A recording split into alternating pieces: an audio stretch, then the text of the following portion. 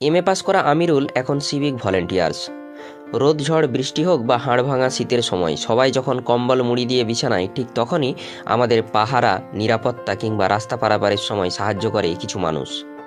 ঠিক সেরকমই একজন মানুষের কথা আজ আপনাদের বলবো। ছেলেটির নাম আমিরুল মণ্ডল, বাড়ি লালমাটির, জেলা বাঁকুড়ার জয়পুর ব্লকের যাদবনগর গ্রামে। বাবার সহযোগিতায় অতি কষ্টে বই কিনতে টান পড়তো ছেলেটির। কখনো অন্য সহপাঠীদের বই পড়তো এবং অনেক সময় লিখে নিত গুরুত্বপূর্ণ অধ্যায়ের বিভিন্ন অংশ।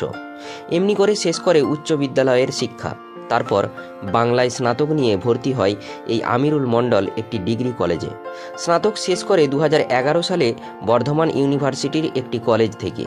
তারপর মাস্টার্স করে বাংলায় 2013 সালে রবীন্দ্র ভারতী বিশ্ববিদ্যালয় থেকে। মধ্যবিত্ত পরিবারের বাবা মায়ের একটাই স্বপ্ন, ছেলেটা পড়াশোনা করে দুমুঠো ভাত বাবা মার মুখে যেন তুলে দিতে পারে, বা আমার ছেলেটা যেন সুখে থাকে, এরকমই স্বপ্ন থাকে। কিন্তু বিভিন্ন সরকারি দপ্তরের পরীক্ষা দেওয়া থেকে শুরু করে বিভিন্ন মহলে আবেদন করা সত্ত্বেও এমএ পাস একটা ছেলের কর্মসংস্থান হলো না বাবা মায়ের স্বপ্ন পূরণ। সালটা ছিল 13ই নভেম্বর 2013। সেই সবে রাজ্য সরকারের সরকার গঠন হয়েছে মাত্র 2 বছর আগে। ঠিক এই দিনে ছেলেটি সিভিক ভলেন্টিয়ার্সে রাজ্য প্রশাসনে যুক্ত হয়। স্বল্প বেতনে অগাধ পরিশ্রম করতে হয় তাকে।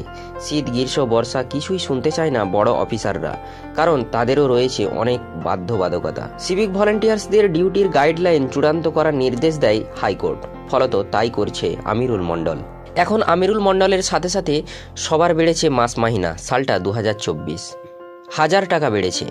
মুখে আমিরুল খুশি আছে বললেও বেতনে পোষায় না, কিন্তু কিছুই করার নেই। বাচ্চা স্ত্রীকে নিয়ে নাস্তানাবুদ ওই বেতনে। প্রচণ্ড কষ্টে একটা এমএ পাস করা ছেলে কাজ করছে সিভিক ভলেন্টিয়ার্সের। সত্যি কি আজব আমাদের পশ্চিমবঙ্গ। কর্মসংস্থানের কোনো বালাই নেই, ব্যবস্থাপনা নেই, কিন্তু ঠিকই নেতাদের বড় বিল্ডিং, দামি গাড়ি, বাজারে সেরা মাছ কেনে তারা। ভাবুন দর্শক, আমিরুল মণ্ডল জয়পুর ব্লকের বিভিন্ন জায়গায় ট্রাফিক ডিউটি করেন। কখনো বৃদ্ধ বিদ্যাদের পথ পারাপার করেন, আবার মাঝে মধ্যে অনেক দুর্ঘটনা রুখে দেন। সত্যি আমিরুল মণ্ডল বাঁকুড়া তথা জয়পুর ব্লকের গর্ব। বেশিরভাগ সময় জয়পুর 2 নম্বর জাতীয় সড়কের কুম্ভস্থল কিংবা বিডিও মোড়ের কাছে ডিউটি করে থাকেন এই আমিরুল মণ্ডল। আমিরুল কি শুধু সিভিক ভলেন্টিয়ার্সের চাকরির যোগ্য? আপনার মতামত অবশ্যই জানান। Bureau report, news 10 Bangla.